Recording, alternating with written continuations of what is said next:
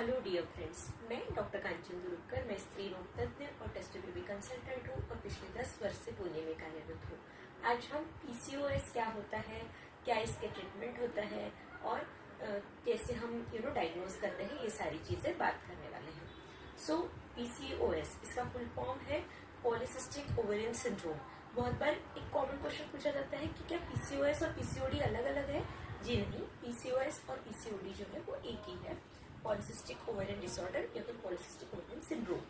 सो पहले तो जानते हैं कि इसके लक्षण सिम्टम्स क्या होते हैं। सो इसमें पहले तो पीरियड्स इरेगुलर होना, या फिर ऐसा भी बोल सकते हैं कि इरेगुलर पीरियड्स आपको अगर है तो उसका मोस्ट कॉमन कारण, सबसे ज्यादा होने वाला कारण जो है वो पीसीओडी हो सकता है।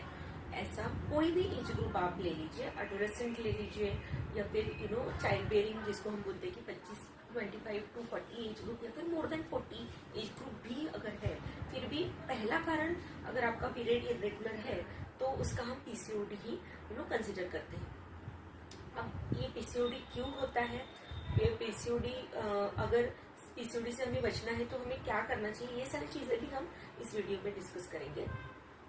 सो ऐसा देखा गया है रिसर्चेस में कि 8 में से 1 महिला को आजकल पीसीओएस जो है वो डायग्नोज हो रहा है। सो ये पीसीओएस का इंसिडेंस इतना ज्यादा बढ़ क्यों रहा है, तो हमारी जो लाइफस्टाइल है वो ज्यादातर अभी सेडेंट्री, मतलब इतना फिजिकल एक्टिविटी जो है वो हमारे डे टू डे रूटीन में हमारे फिजिकल एक्टिविटी कम हो रहा है।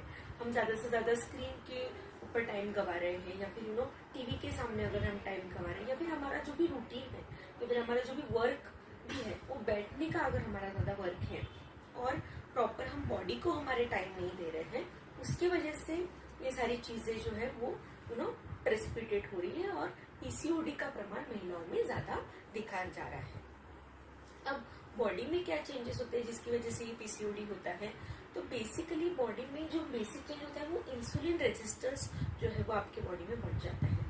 और ये इंसुलिन रेजिस्टेंस बढ़ने की वजह से क्या हो रहा है, जो एलएच नाम का जो हार्मोन होता है जो कि हमारे मस्तिष्क से, हमारे ब्रेन से रिलीज होता है, एक पिट्यूटरी ग्लैंड हमारे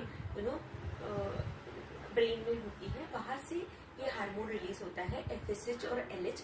इसमें से एलएच हार्मोन बढ़ जाता है और ओवरी जो होती है वो बल्कि ओवरी हो जाती है, मतलब उसका साइज जो है वो बढ़ जाता है और मल्टीपल जो सिस्ट जो है वो वहां पे बन जाते हैं।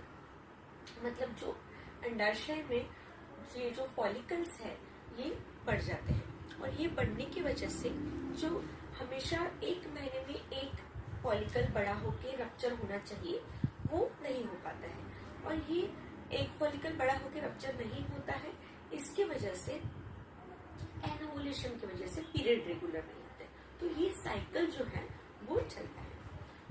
और ये ओवुलेशन नहीं हो रहा है, पीरियड्स रेगुलर नहीं आ रहे हैं और उसकी वजह से एंड्रोजन्स बॉडी में बढ़ रहे हैं, फीमेल हार्मोन्स जो है वो कम हो रहे हैं, एस्ट्रोजन ये हार्मोन कम हो रहे हैं, प्रोजेस्टेरॉन नहीं है बॉडी में, और जो मेल हार्मोन है मतलब कि एंड्रोजन, टेस्टोस्टेरॉन, ये हार्मोन्स जो है वो बढ़ रहे हैं और उसकी वजह से पीरियड्स रेगुलर नहीं आना। उसके बाद चेहरे पे आपके बाल ज्यादा आना जिसे हम हिरसुटिज्म ऐसा कहते हैं। उसके अलावा एक्ने आना, पिंपल्स आपको आना फेस पे या फिर शोल्डर्स पे, बैक पे आपको एक्ने होना और स्ट्राया होना, और आपकी नेक के पीछे ब्लैकनेस आना जिसे हम कहते हैं अकैंथोसिस निग्रिकन्स। सो ये जो है वो ब्लैक पिगमेंटेशन, मेलानिन बढ़ने की वजह से black pigmentation nap of neck पे होता है और गले पे भी होता है जिसे हम अकैंथोसिस निग्रिकन्स कहते हैं। तो ये सारे सिम्टम्स बढ़ने लगते हैं। उसके अलावा सेंट्रल ओबेसिटी बढ़ती है, तो ये जो एंड्रोजन और टेस्टोस्टेरॉन ये हार्मोन्स बढ़ते हैं उसकी वजह से आपको जो फीमेल मेकअप है वो नहीं होता है और पेट के ऊपर फैट डिपोजिशन बढ़ता है और उसकी वजह से वेस्ट सर्कम्फरेंस आपका जो है वो भी बढ़ता है। सो ये सारी चीजें होती है। अब ऐसा बोला जाता है कि ओबीज में ही पीसीओएस हो सकता है, पर ऐसा नहीं है। सारी ही ओबीज अगर फीमेल्स है तो उनमें पीसीओएस होगा ही, ऐसा भी नहीं है। ओबीज मतलब कि आपका अगर वेट ज्यादा है तो उसमें अराउंड 50 to 60% लोगों में पीसीओएस हो सकता है, पर अराउंड 60 मतलब 40% लोगों में पीसीओएस नहीं भी हो सकता, उनका ओवरी नॉर्मल है, उनका हार्मोन्स नॉर्मल है, उनको नॉर्मल रेगुलर पीरियड आ रहे हैं, ऐसा भी हो सकता है। लेकिन आप आप अगर थिन हो, मतलब आप में पीसीओएस नहीं हो सकता ऐसा नहीं है, थिन पीसीओएस भी है।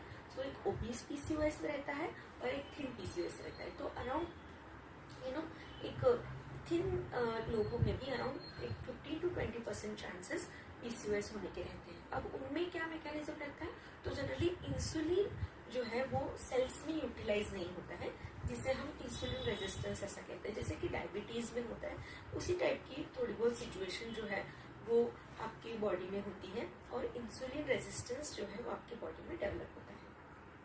अब इसकी वजह से जैसे मैंने बोला हार्मोनल इम्बैलेंस होता है। हार्मोनल इम्बैलेंस क्या हो रहा है आपके बॉडी में, सभी बोलते हैं कि हाँ पीसीओएस है, हार्मोनल इम्बैलेंस, पर हार्मोनल इम्बैलेंस क्या है, हार्मोनल इम्बैलेंस क्या है। सो अगेन मैंने जैसे बोला कि एलएच का लेवल जो है वो बढ़ गया है, एफएसएच एलएच लेवल कभी कभी हम लोग करते हैं, तो उसमें एलएच नाम का जो हार्मोन होता है, ल्यूटिनाइजिंग हार्मोन, ये हार्मोन बढ़ जाता है और एफएसएच नाम का जो हार्मोन है वो कम हो रहा है। तो उसकी वजह से जो follicle stimulating, FSH is follicle stimulating hormone, तो ये फॉलिकल स्टिमुलेटिंग हार्मोन जो है वो कम हो रहा है, तो उसकी वजह से फॉलिकल जो है वो बढ़ नहीं पा रहा है और बीज बड़ा नहीं हो पा रहा है और बीज बन के टूट नहीं पा रहा है। सो ये प्रॉब्लम पीसीओएस में होता है। अब इसके अलावा मैंने जैसे बोला एंड्रोजन्स बढ़ रहे हैं और वेट जिनका ज्यादा है उनमें क्या होता है कि जो पेरिफेरल फैट है, मतलब आपका जो एडिपोज टिश्यू है, पेरिफेरल फैट जो है उसमें भी ईस्ट्रोजन को चेंज करके एंड्रोजन बन जाता है। तो ये जो पेरिफेरल फैट है वो भी अगेन एंड्रोजन बना रहा है, तो वो भी अगेन मेल हार्मोन बना रहा है। तो ये मेल हार्मोन बनने की वजह से अगेन फिर ये जो हिर्सुटिज्म, एक्ने, ये सारी चीजें फिर से बढ़ने लगती है और पीरियड्स जो है वो अगेन ढीले हो जाते हैं। तो जितना हार्मोनल इम्बैलेंस ज्यादा रहेगा उतना आपके पीरियड जो है वो डिले रहेंगे। मतलब किसी किसी में हो सकता है किसी 15 दिन डिले हो रहे हैं, मतलब कि 1.5 महीने में पीरियड आ रहा है, किसी किसी में 2 महीने में पीरियड आ रहा है, किसी किसी में ऐसा भी हमने देखा है कि 6-6 महीने उनको पीरियड ही नहीं आ रहा है। तो ये कब होता है, जब हार्मोनल इम्बैलेंस जो है वो ज्यादा ही हो गया है, उसके कारण ऐसा होता है। हाँ, लेकिन इरेगुलर पीरियड आने का सिर्फ पीसीओएस यही एक कारण है, ऐसा भी नहीं है डियर फ्रेंड्स। कभी कभी ओवेरियन रिजर्व आपका कम होने की वजह से भी आपको ओवेरियन रिजर्व कम होने की वजह से भी पीरियड इरेगुलर आ सकते हैं। तो ये कैसे डायग्नोज कर सकते हैं हम, तो उसके लिए हमें एक सोनोग्राफी करना बहुत आवश्यक होता है। अब सोनोग्राफी में पीसीओएस में क्या फाइंडिंग्स होते हैं, सो जनरली पीसीओएस में ओवरीज जो है वो बल्की होती है, तो ओवरी का जो वॉल्यूम जो हम देखते हैं वो 10 क्यूबिक mm से अगर ऊपर है और ओवरी में जो फॉलिकल्स है वो 20 के ऊपर अगर ये फॉलिकल्स है तो उसे हम पीसीओएस कहते हैं। अब ये पीसीओएस जो है वो सोनोग्राफी में ही पीसीओएस है ऐसा बोल के हम लोग डायग्नोसिस नहीं कर सकते, उसके साथ अगर सिम्टम्स भी है, सारी चीजें भी है, तो हम एक डायग्नोसिस पीसीओएस का कर सकते हैं। सो ये हो गया है अबाउट सोनोग्राफी। सोनोग्राफी में मैंने जैसे बोला कि 20 से ज्यादा हमें अगर एएफसीज दिखते हैं और वॉल्यूम अगर आपका 20 क्यूबिक mm से ज्यादा होता है तो पीसीओएस होता है। अब इसके अलावा कोई हार्मोन टेस्ट भी हम लोग करते हैं, जैसे डीएचईए लेवल, डीएचईएस लेवल होता है, डायहाइड्रोक्सी एंड्रोस्टेरॉन सल्फेट, ये एक टेस्ट होता है, DHEAS करके टेस्ट हम लोग करते हैं। इसके अलावा कभी कभी हम लोग एफएसएच और एलएच रेशो हम लोग देखते हैं, तो डे 2 पे जनरली ये टेस्ट किए जाते हैं, एफएसएच और एलएच। कभी कभी एस्ट्रोजन लेवल का भी हम लोग डे 2 पे टेस्ट करते हैं। पर ये अभी जो रिसेंट रिकमेंडेशंस है वो ये सारे टेस्ट ही आप करेंगे तो ही आपका पीसीओएस डायग्नोज हम लोग कर सकते हैं, ऐसा नहीं है।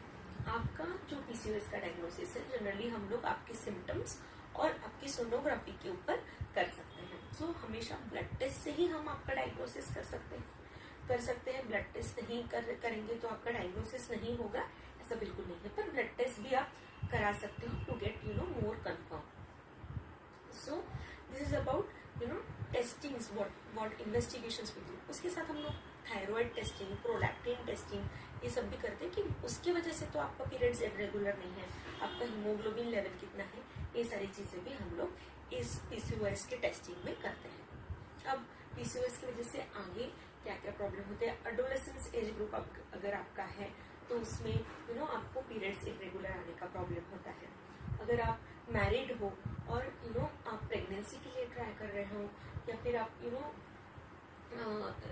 पीरियड्स रेगुलर नहीं आ रहे हैं, ये कभी कभी दिक्कत रहता है, या फिर ओवुलेशन नहीं हो रहा है रेगुलर, तो आपको प्रेगनेंसी रहने में थोड़ा सा दिक्कत रह सकता है, थोड़ा टाइम ज़्यादा लग सकता है, या फिर आपको इनफर्टिलिटी स्पेशलिस्ट से कंसल्ट करना पड़ सकता है, थोड़ा ओवुलेशन स्टडी या फिर IUI, ये सारी चीज़ें। अगर कभी कभी अगर IUI भी आपका फेल हो गया है तो IVF के लिए भी कभी कभी PCOS में आपको जाना पड़ सकता है, पर हर एक में ही PCOS अगर है मतलब IVF लगेगा ऐसा नहीं है। अगेन ये बहुत बड़ा मिथ है, ऐसा नहीं है। सो ये हो गया है अबाउट क्या क्या इनफर्टिलिटी ट्रीटमेंट्स लग सकते हैं। लॉन्ग टर्म में भी PCOS अगर आपको डायग्नोज है तो आपका डायबिटीज लॉन्ग टर्म में देखते रहना पड़ेगा, क्योंकि अगर PCOS है तो आगे जाके थोड़ा डायबिटीज रहने की चांसेस जो है थोड़े बढ़ जाते हैं। उसके अलावा एंडोमेट्रियल हाइपरप्लेसिया और थोड़ा एंडोमेट्रियल कैंसर के भी कुछ प्रतिशत से रिस्क ज्यादा बोले गए हैं, तो उसके लिए भी आपने रेगुलर आपका चेकअप कराना है। एंडोमेट्रियल थिकनेस आपका देखते रहना है। ओवेरियन कैंसर की भी रिस्क जो है वो कुछ प्रतिशत से PCOS अगर आपको है तो रिस्क बोला गया है, तो अगेन ओवेरियन कैंसर के लिए भी आपने स्क्रीन आउट करते रहना है। तो ये सारी चीजें हैं। मेटाबॉलिक सिंड्रोम, अगर मैंने जैसे बोला कि डायबिटीज और हाइपरटेंशन का रिस्क जो है वो आगे जाके रहता है, तो उसके लिए भी लॉन्ग टर्म में चेक करते रहना है। पोस्ट और इसका ट्रीटमेंट्स क्या रहता है, अभी अगर PCOS डायग्नोज हुआ है तो ट्रीटमेंट क्या रहता है, अगेन डिपेंड करता है कि कौन सा एज ग्रुप आपका है। सो जनरली डाइट और एक्सरसाइज इसका बहुत ज़्यादा महत्व है। प्रोटीन डाइट आपने लेना चाहिए, कार्बोहाइड्रेट्स जो है वो कम करना चाहिए, जंक फूड जो है वो आपके लिए बहुत हानिकारक है, जंक फूड एडिक्शन आपने नहीं करना है। ओके, उसके अलावा एक्सरसाइज जो है वो बहुत इंपॉर्टेंट है। हाफ एन आवर एक्सरसाइज जिसमें आपका हार्ट बीट बढ़ता है, ऐसे एक्सरसाइज आपने करना चाहिए। At least 5 days in a week आपने करना है। उसके अलावा आपने मेटफॉर्मिन हम लोग देते हैं, मेटफॉर्मिन प्लस मायोनिस्टॉल का कॉम्बिनेशन हम लोग देते हैं जो इंसुलिन सेंसिटाइजर है। उसके अलावा अगर पीरियड्स इरेगुलर है, आपको प्रेगनेंसी नहीं चाहिए, तो हम लोग ओसी पिल्स जो है वो देते हैं, मतलब कि एस्ट्रोजन और प्रोजेस्टेरॉन के ये पिल्स होते हैं जिससे पीरियड रेगुलराइज होने में मदद होती है, हम लोग देते हैं।